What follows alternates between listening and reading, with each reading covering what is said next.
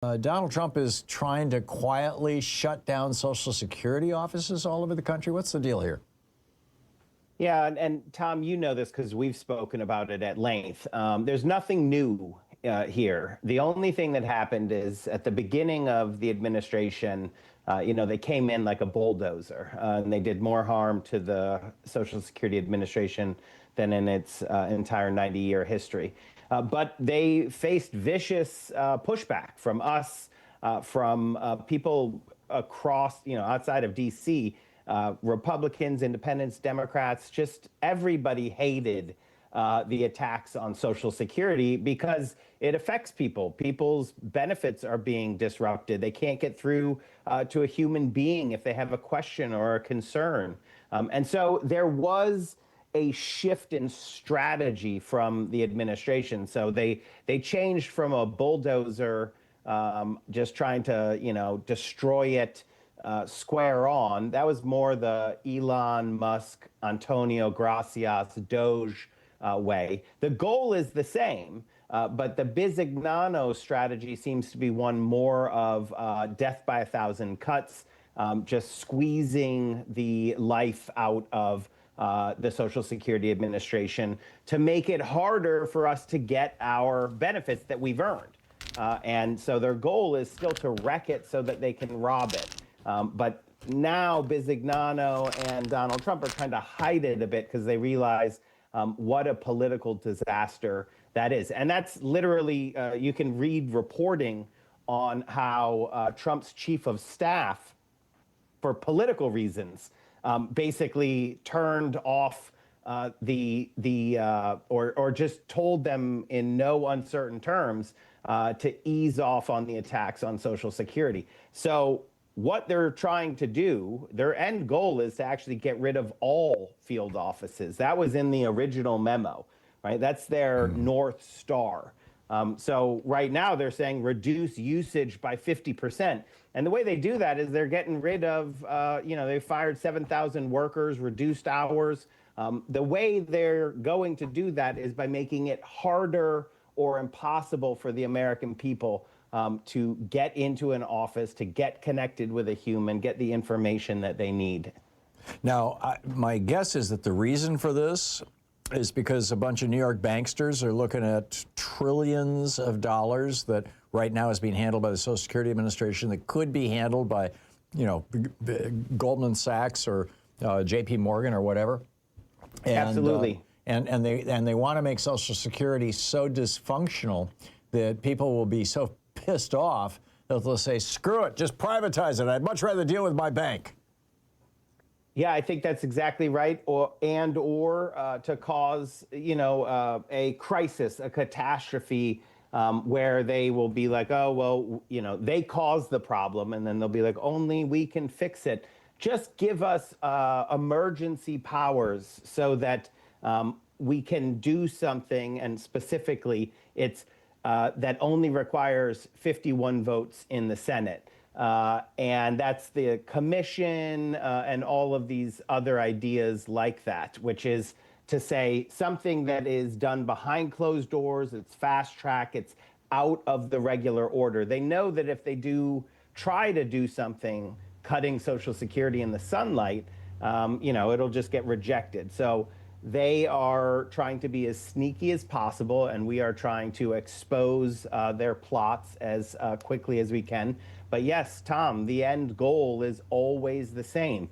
These greedy liars on Wall Street can't stand that they don't make a single penny on Social Security, right? They can't stand that Social Security demonstrates beyond the shadow of a doubt what you can do if you keep Wall Street out of a social insurance system, if you keep politicians out, if you've, make it self-funded. That's some of the genius of FDR and the New Dealers like Francis Perkins. They really have created a system that is paid for by us. Nobody gives us anything, and then is there for us. Yeah. And that's what the elites can't stand, is it shows that we don't need them. Yeah, it's single-payer retirement, basically, and now, speaking of single-payer, they're trying to do the same thing to Medicare. This program what's it called, the Wiser program, that you and I talked about this back 6 months ago when they were first proposing this, but this thing is rolling out in a couple of weeks, isn't it? It is. I will say that so Wiser is super important and to keep an eye on to defeat, but it is actually a pilot, and we've got some great congressional allies fighting back on that. But it's actually just one piece of a much broader attack that we are not well positioned to stop, Tom. A lot of the changes to privatize Medicare can be done from the executive, from HHS, by RFK and Dr. Oz. The reason is because they already have the legislative more than a toehold. It's, privatized Medicare now makes up over half of people receiving the Medicare Advantage stuff. Exactly. That's Medicare Advantage. So now they're just goosing Medicare Advantage and distorting it more and more to give it, the only advantage that Medicare Advantage gives is to the insurance companies and the billionaires. Everyone else gets delays, denials, harm, and death. But we are going to fight tooth and nail, Tom, but there's so much they can do just through the office of the executives, right? So not needing new legislation. We're going to fight them tooth and nail, but really we need people to be also fighting and taking care of themselves and understanding, they're getting inundated with these Medicare Advantage ads and understanding that it is a con and you're risking your life. What if I told you most collagen products aren't just a waste of money?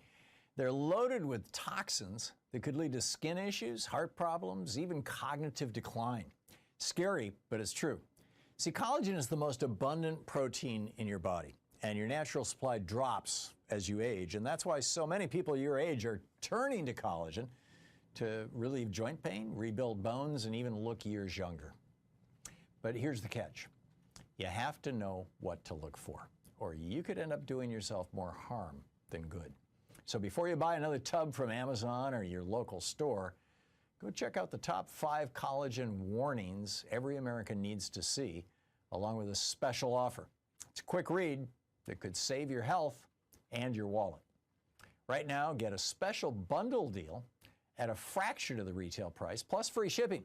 This offer is only available at getnativepath.com/Hartmann.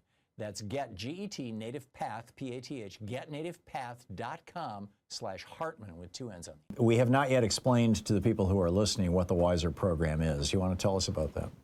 Oh, yes. So Wiser is, one of a litany of bad ideas, but it's an acronym, isn't it? It is. The basic concept, though, is just that Medicare Advantage is private insurance. So that means that there's delays, denials, there's prior authorizations is usually how people hear about it in Medicare, in MA and Medicare Advantage.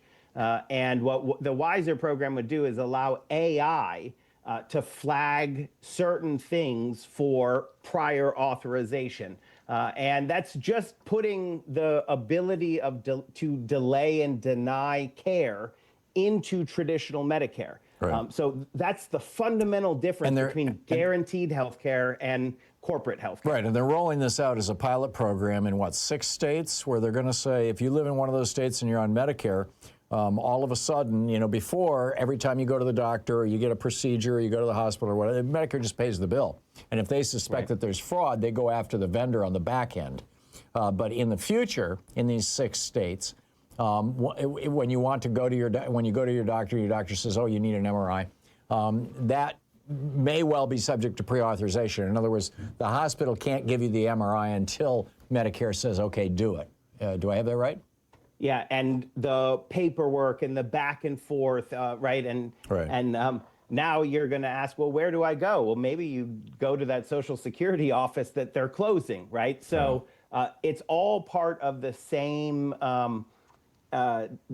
dissolution of the idea of a guarantee for the people, right? So they want people in a perilous situation where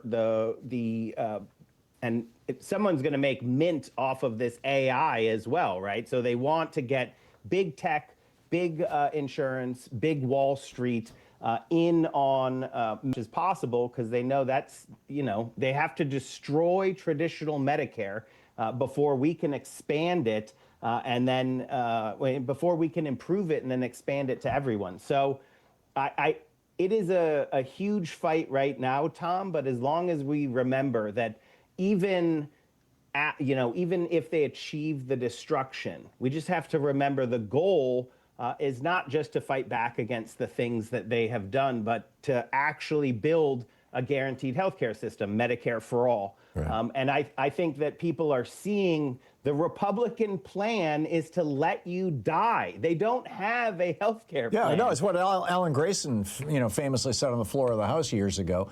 The Republican plan is, number one, don't get sick. Number two, if you do get sick, die quick. That's exact, and they're not even hiding it anymore, right? They for years, Joni Ernst. Everybody's going to die, right? Everyone's going to die. But that is what they just voted for yesterday, right? The Republicans in the Senate voted against stopping people's premiums from spiking on average 200%. 24 million people in the ACA. On average, their premiums go up 200%. Right. We all know that's 5 million of them. It's going to be too much of an increase for them to afford. They're going to drop their insurance. Right. We know that means that people will get sick and people will die. That's the Republican plan. Yeah, the math shows that for every 80 people who lose their insurance, one of them will die. And, the policy is pretty, it's complicated, but at its root, it's basic, right? Like, if you do this, then this happens. If you remove insurance coverage, then bankruptcies go up, harm goes up, and deaths go up. That's just the way it is. So they're stealing our health care to give trillions in tax cuts to a bunch of billionaires, and that's what they will continue to do. That is their plan. Yeah, billionaires like Donald Trump, Mark Zuckerberg, Elon Musk. I mean, the people who control our social media and tell us what to think. It's just astonishing. Alex, other than signing up at socialsecurityworks.org, we should be reaching out to our legislators, I assume. We just have a couple seconds here.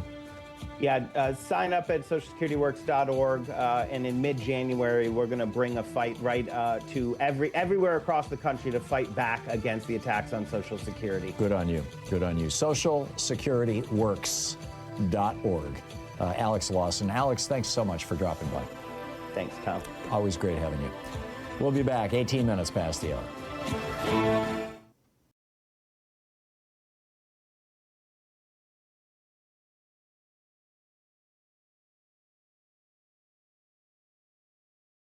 We're not going to cover your lung cancer diagnosis, or we're not going to cover your COPD or whatever it may be.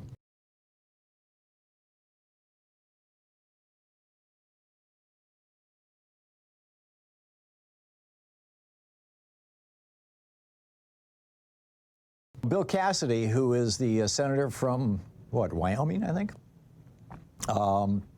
Someplace out there, one of the western states. Excuse me. Bill Cassidy is a physician, and he is starting to echo this Republican line that Americans need to have, quote, skin in the game. In other words, you have to pay part of your health care expenses, and that will cause you to shop around for cheaper health care. As if, such a thing was even really practical. Oh, I'm having a heart attack. Which hospital is cheapest? Let's call them all and ask. It's just nuts. And now Trump is reviving this idea of health savings accounts, HSAs, and high deductible policies. So you get a health savings account where, every month you get to take $100 out of your paycheck and put it into your health savings account, to cover the high deductibles. And then you get a policy that has like a $5,000 deductible on it, where, you're going to be out of pocket $5,000, $10,000. Some of them are, $20,000 deductibles. And so you get one of these sleazy policies, and it's just a prescription for bankruptcy. Now, not to mention the fact that the HSAs actually reduce the amount in your paycheck every month, because it has to go out of your paycheck and go to the health savings account. I get it that it's, quote, tax deductible, but so what? I mean, it's all going to end up in the pockets of, you know, Rick Scott and one of his hospitals or something. So, you know, Trump is trying to convince us that Democratic efforts, you know, to revive the subsidies for Obamacare, to keep the costs down, and to expand coverage, or any other program that the Democrats are advocating that would tend to universalize health care in the United States is a bad thing, and that the solution is health savings accounts and these pathetic, you know, low-cost, low-coverage policies that in many cases Trump has even suggested, or at least the people around him have suggested, bringing back pre-existing conditions, where if you get sick and you submit your claim to the insurance company, they go back and look through, you know, 20, 30, 40 years of your health records to discover that, oh, hey, wait a minute, you smoked 20 years ago. We're not going to cover your lung cancer diagnosis, or we're not going to cover your COPD or whatever it may be. I mean, it's just, this is, I don't think the Republicans are going to get away with it this time. They've been pulling this BS since Reagan, basically. I mean, Richard Nixon actually talked about a national health care program. He never really seriously proposed one, but he wasn't opposed to it, to the best of my recollection. The Reagan Revolution was when, you know, it really became a thing among Republicans to say, no, people need skin in the game. They need to pay part of the cost. They need to be responsible. We need to teach people responsibility. It's horse crap.